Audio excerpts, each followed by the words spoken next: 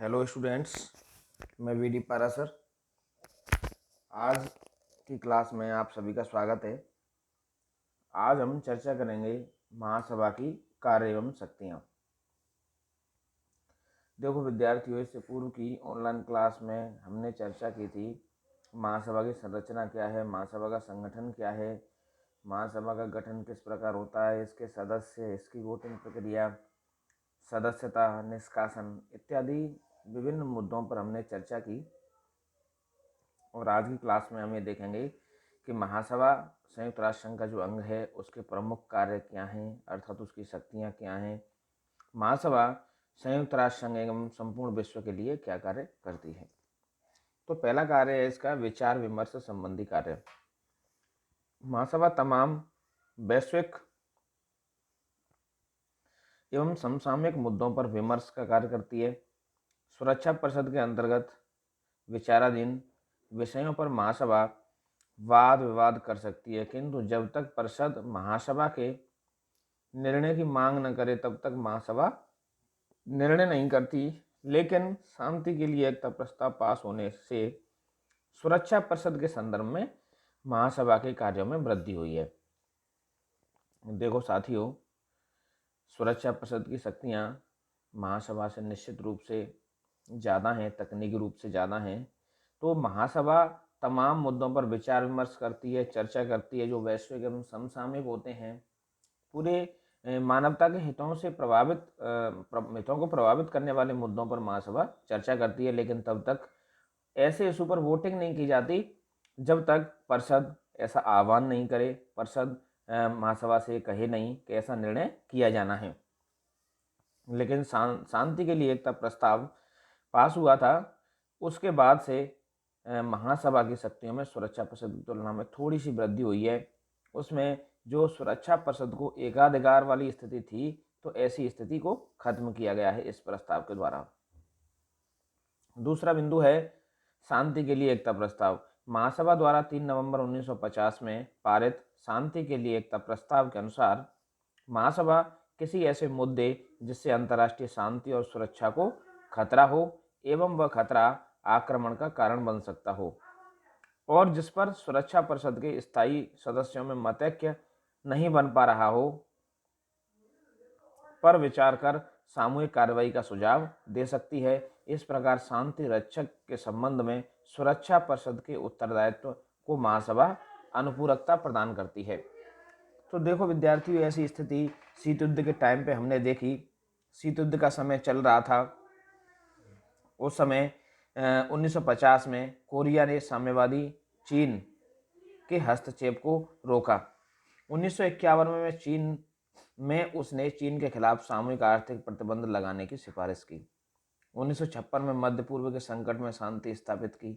1956 में हंगरी के प्रश्न पर, 17 सितंबर 1960 को कांगो समस्या पर, 75 में नामीबिया की समस्या के हल हेतु, 80 में अफगानिस्तान तथा फिलिस्तीन के प्रश्न पर, 86 में अफ्रीका के विकास के प्रश्न आदि पर विचार करने के महासभा के विशेष अधिवेशन बुलाए गए। और ये सब शांति के लिए एकता प्रस्ताव के द्वारा बुलाए गए। यहाँ सुरक्षा परिषद का महत्व निश्चित रूप से कम होता है। देखो विद्यार्थियों, जो ये प्रस्ताव था इसकी 5 धाराएं थीं। उसमें पहली धारा थी सुरक्षा परिषद के किन्हीं 9 सदस्यों के मतों या महासभा के बहुमत सदस्यों द्वारा प्रार्थना किए जाने पर 24 घंटे की अल्प सूचना पर महासभा का आपातकालीन अधिवेशन बुलाया जा सकता है। अगर कहीं ऐसी स्थिति है कि सुरक्षा परिषद का कोई सदस्य वीटो कर रहा है किसी इशू पर, ये सब जो प्रयास किए गए ये सब वीटो के वजह से किए गए थे। अगर कोई सदस्य वीटो कर रहा है तो 9 सदस्य की प्रार्थना करें या 24 घंटे में प्रार्थना करने पर महासभा आपातकालीन अधिवेशन बुलाया जा सकता है। दूसरा है ये प्रस्ताव है 5 स्थायी सदस्यों सहित एक 14 सदस्यीय शांति निरीक्षण आयोग की स्थापना। इसके लिए स्थापना का प्रावधान है। इसका कार्य अंतर्राष्ट्रीय तनाव उत्पन्न होने की स्थिति में निरीक्षण करना तथा रिपोर्ट देना है।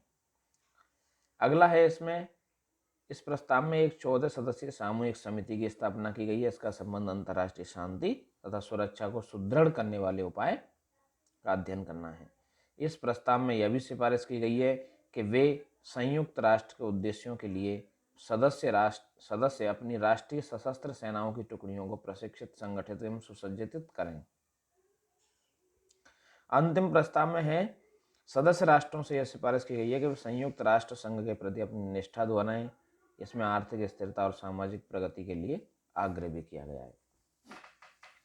तीसरा बिंदु है, महासभा के कार्यों का अध्ययन कर रहे हैं विद्यार्थी। हम तीसरा बिंदु है इसमें निर्वाचन संबंधी कार्य। महासभा द्वारा सुरक्षा परिषद के 10 अस्थायी सदस्यों, आर्थिक एवं सामाजिक परिषद के 54 सदस्यों एवं न्यास परिषद के अस्थायी सदस्यों का निर्वाचन होता है। अंतर्राष्ट्रीय न्यायालय के सदस्यों को निर्वाचित करने का अधिकार समान रूप से महासभा एवं सुरक्षा परिषद को है। सुरक्षा परिषद की सिफारिश के आधार पर महासभा नए सदस्य राष्ट्रों को संयुक्त राष्ट्र संघ की सदस्यता प्रदान करती है। उद्यन्न राष्ट्रों की सदस्यता रद्द करने का अधिकार महासभा को प्राप्त है। चार्टर के आदेशों व सिद्धांतों की लगातार अवहेलना पर सुरक्षा परिषद की सिफारिश पर महासभा उसे सदा के लिए निकाल सकती है, किसी भी राष्ट्र को। तो देखो विद्यार्थियों, निर्वाचन संबंधी कार्य महासभा का बड़ा ही महत्वपूर्ण कार्य है। निर्वाचन संबंधी कार्य का निर्वहन महासभा सुरक्षा परिषद के साथ करती है, जिसमें नए सदस्य राष्ट्रों को संयुक्त राष्ट्र संघ की सदस्यता देना हो अथवा उनकी सदस्यता को रद्द करना हो, महासभा की बड़ी महत्वपूर्ण भूमिका है। चौथा, वित्तीय कार्य। महासभा संयुक्त राष्ट्र संघ व उसके अन्य अभिकरणों हेतु बजट संबंधी व्यवस्थाएं करती है। यह संघ के बजट को स्वीकार करती है और सदस्य राज्यों में व्यय का बंटवारा करती है। देखो साथियों, पूरी दुनिया के लिए संयुक्त राष्ट्र संघ कार्य करता है एवं उसकी एजेंसियां कार्य करती हैं। उसके तमाम अभिकरण में विशिष्ट एजेंसियां हैं जो कि शिक्षा, चिकित्सा, स्वास्थ्य, मानव विकास, मानवाधिकार, इन तमाम मुद्दों के लिए कार्य करते हैं। इसके लिए बजट की आवश्यकता होती है। तो महासभा संयुक्त राष्ट्र संघ के बजट की व्यवस्थाएं करती है, बजट को पारित करती है। अंतर्राष्ट्रीय सहयोग संबंधी कार्य। महासभा अंतर्राष्ट्रीय सहयोग के उद्देश्य आर्थिक, सामाजिक, सांस्कृतिक, शिक्षा तथा स्वास्थ्य के संबंध में अध्ययन व जांच पड़ताल करवाना तथा तदविषयक सिफारिशें लागू करती है।